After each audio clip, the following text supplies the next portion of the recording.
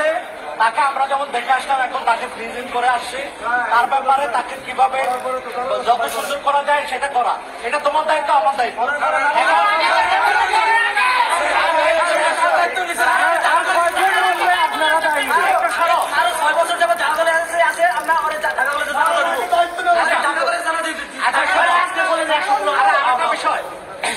তোমরা এক ভিতর বাইরে গেছো বা যাই হোক, ঢাকা কলেজে তো আক্রান্ত হয়েছিল ওদের দ্বারা, হয়েছিল কিনা?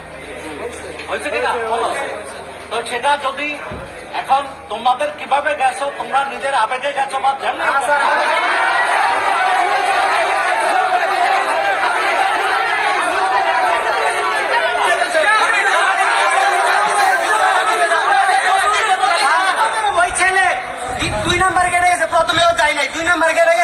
আমার পাইছে বলতেছে আমি রিডিং রুমে পড়তেছিলাম, মাথা ছুটার জন্য পড়তে পারলাম না, বাইরে বাইক করে